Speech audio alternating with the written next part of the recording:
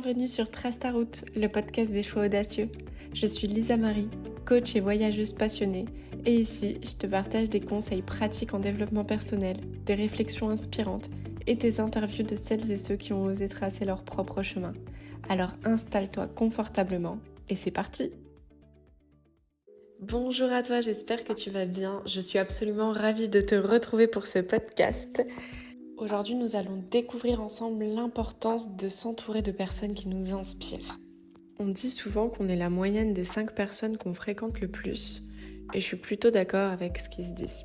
Je ne sais pas si ça t'est déjà arrivé dans ta vie, des fois, de plus te sentir à ta place dans ton groupe d'amis ou dans ta famille.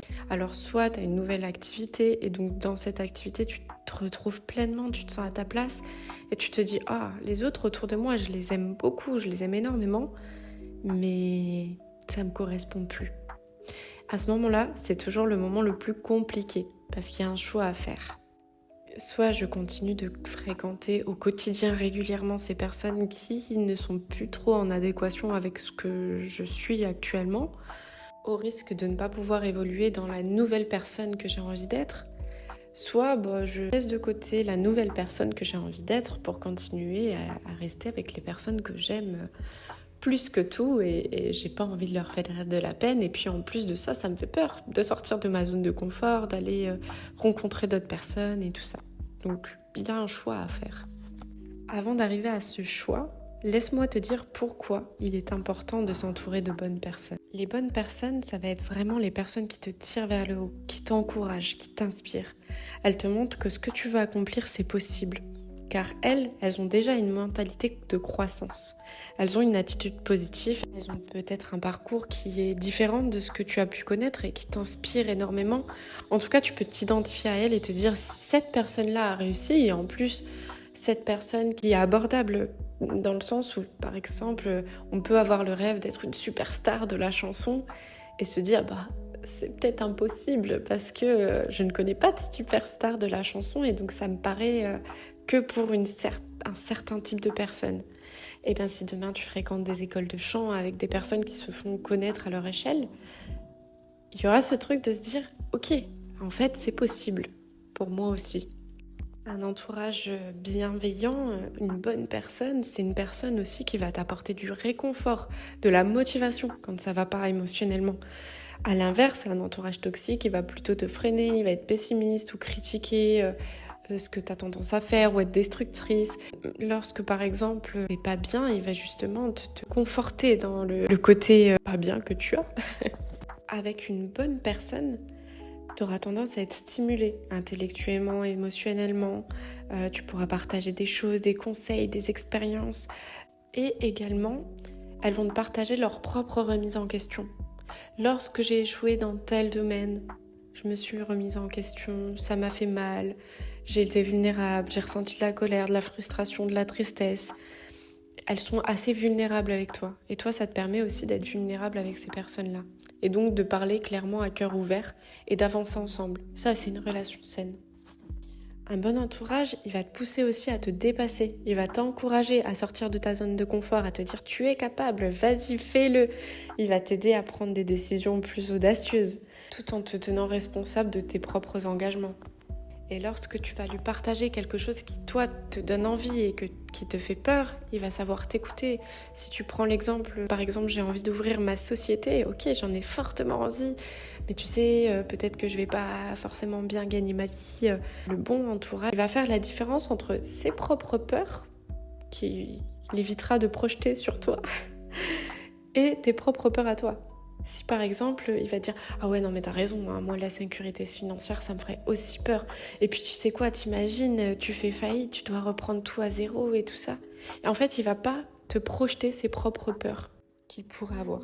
Mais au contraire, essayer de comprendre les tiennes sans t'en ajouter des nouvelles.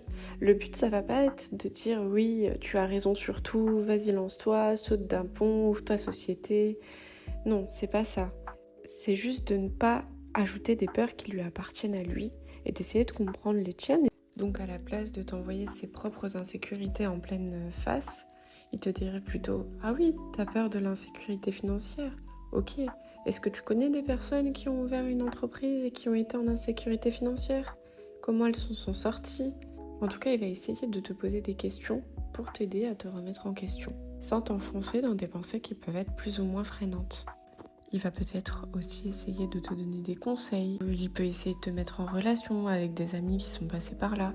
En tout cas, il va faire en sorte que tu y voies plus clair et un maximum de t'aider, peu importe la décision que tu prendras au final. Donc là, le but, ça va être vraiment de s'entourer de personnes ambitieuses, bienveillantes et surtout des personnes qui te tirent vers le haut, qui t'apportent des choses. On va pas aller chercher des personnes qui nous apportent rien dans le sens... Alors, quand je dis qu'ils nous apportent rien, on va pas chercher à être sauveur ou sauveuse d'une personne qui est dans son rôle de victime.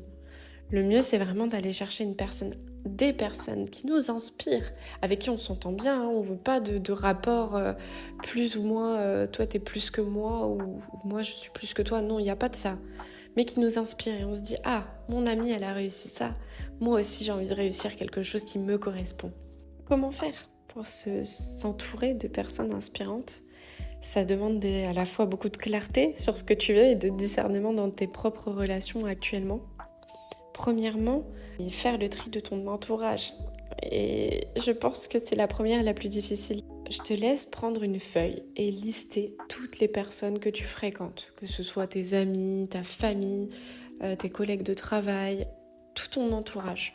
Lorsque tu auras listé toutes ces personnes-là, je te laisse noter à côté quelles sont les personnes qui me donnent de l'énergie et quelles sont les personnes qui m'en prennent de l'énergie, qui me drainent. Alors, des fois, ça peut être un peu compliqué d'établir cette liste dans le sens où on a des personnes qu'on aime tellement, mais qui nous prennent tellement d'énergie.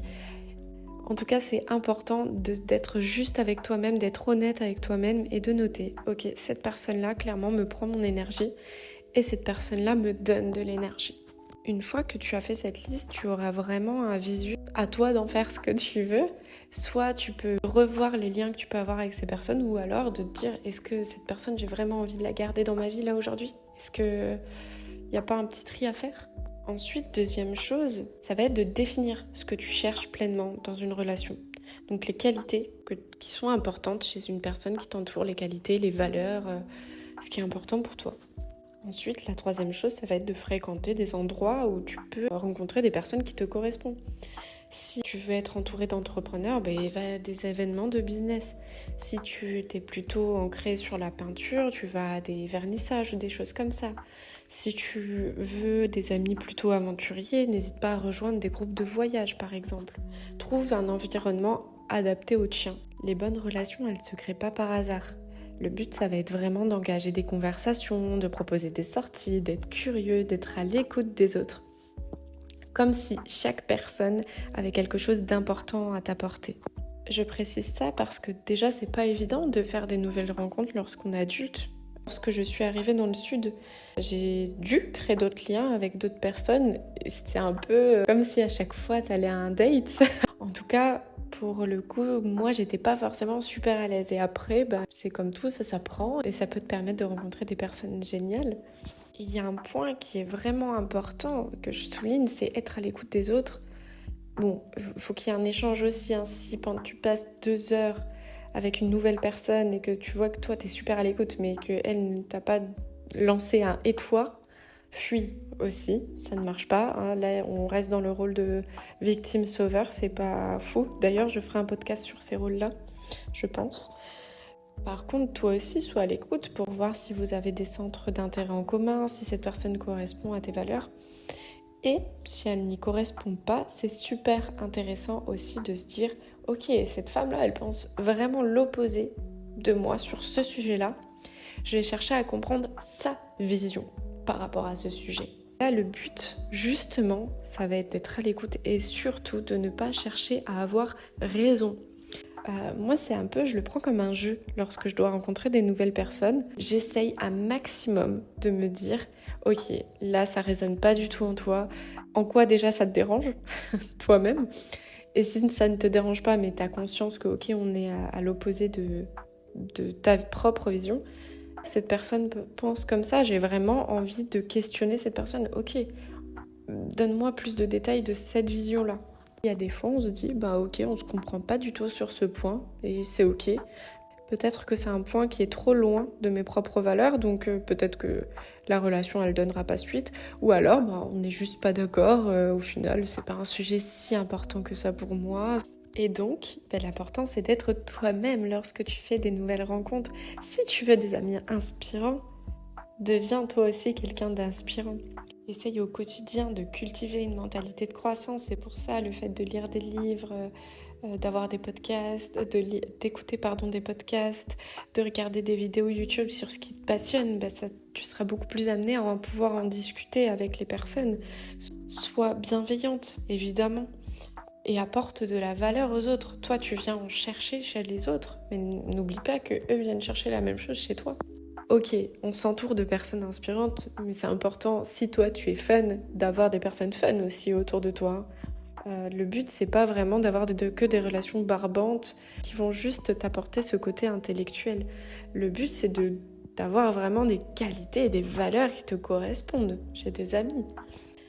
Donc voilà, en appliquant tout ça, tu vas créer un entourage qui est aligné avec qui tu es et où tu veux aller. C'est terminé pour ce podcast, j'espère qu'il t'a plu, qu'il t'a apporté quelque chose de concret. N'hésite pas à le partager, à liker, à en parler à tes amis, ça me donne de la force pour continuer ce que je fais. Je te souhaite une très belle journée et je te dis à bientôt.